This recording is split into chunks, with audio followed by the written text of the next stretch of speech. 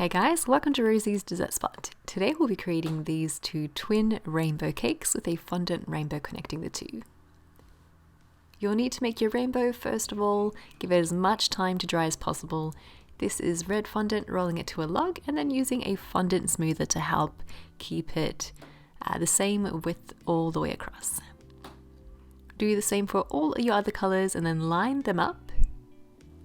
And then stick them together with just a little bit of water brushed in between. I've transferred my rainbow onto a baking paper sheet just underneath, cutting it at the base so that they're all the same length, and then taking four skewers, two on either side, and pressing them through the orange and the blue on one end, and then the green and the orange on the other end. Basically, you want to make sure that they're all going to be the same length. It makes it a lot easier to press it into the cake afterwards if they can all be the same. I pressed them a good 3 centimeters in and then letting that set for at least a couple of days, and then we'll be building our cake. I'm finding nowadays more and more that I'm baking the cakes less from home and just buying them pre-made at the store. It saves so much time for me. So this is just a slab cake from Coles. And it just so happened that it creates 4 layers of 4-inch cakes, which is perfect. I bought 2 of those, and then this is by something Daddy-O. I'll put it in the description box below, but it's basically a cake ring.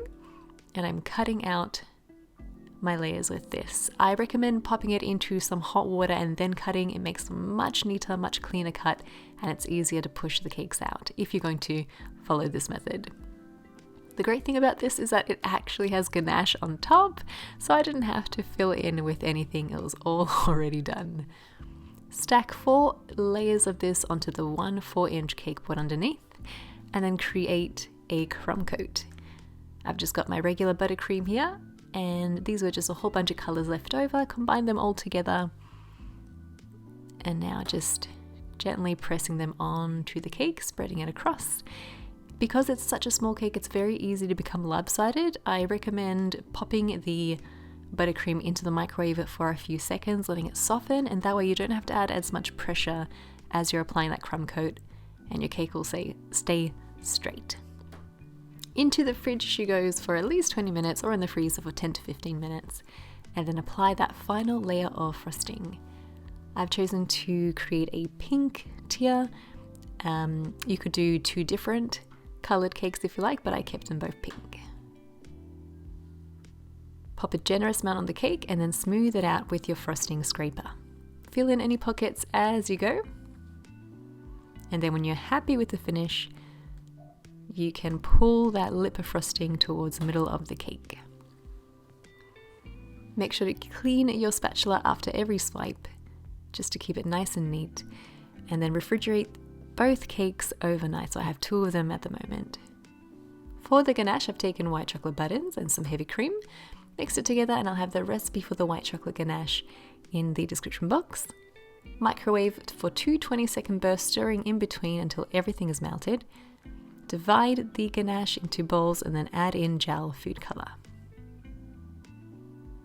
I've got some paper piping bags at the ready and just filling each and every one of them with the colors that I need. Close up that top section by folding it all together and then continue to fill the bags as you go. If you need to, you can pop all the bags on a plate in the microwave for 10 seconds just in case the ganache sets by the time you get to the cake. Cut a small hole at the end of your piping bag, and then I've marked little dots all around my cake, and this will just help to guide where to add the drips. I added the red, counted 5 dots, and then added on the 5th. I hope that makes sense. So every 5 dots is a red, and then next to that I'll put an orange, next to the orange I put a green, etc. And that way it just keeps it going in the order of the rainbow, as best as you can anyway. I did do a few boo-boos here and there, but you get the idea. Follow the same steps for your second cake. And then for the rosettes, I've decided to go two-toned. I've got some turquoise colored buttercream, and I'm spreading it out onto some Glad wrap or plastic food wrap. Make it into a bit of a rectangle, just a rough rectangle shape, and then right in the center I'm going to pop on some pink buttercream. I'm not going to spread this one out as far, I just want it to reach all the way down from the top to the bottom, leaving a bit of space on either side. Fold that clad wrap over just to secure it all together into a log. Twist one end and then cut off the other end, feed it through a piping bag fitted with a 1M piping tip, or a 2D piping tip will also make some pretty nice rosettes. I basically want to hide where each drip starts, so I'm starting right at the base of the drip at the top. I'm creating a dot and then drawing half a circle around before I let go of the pressure and remove the pipe bag from the surface of the cake. So we've got even pressure, and then you stop pressing completely before you pull off to create a nice a clean cut at the end of your rosettes. I've also taken a 32 piping tip with some turquoise buttercream and filling in the spaces.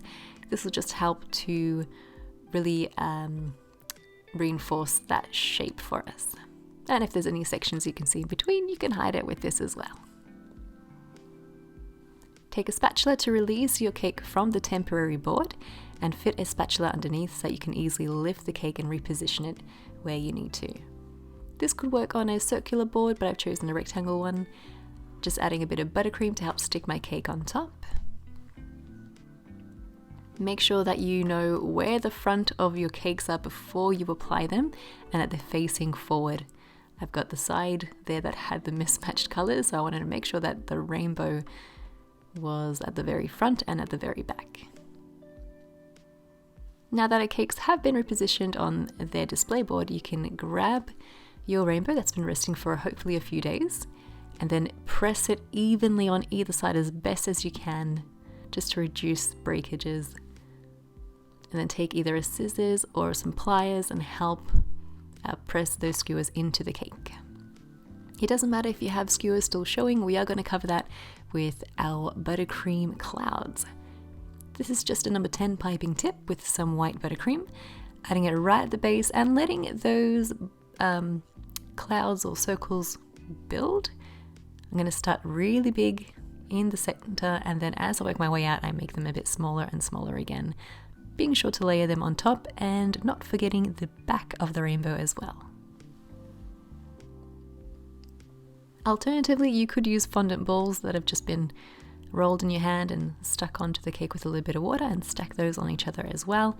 It'll look much neater, but this is just a quicker buttercream version.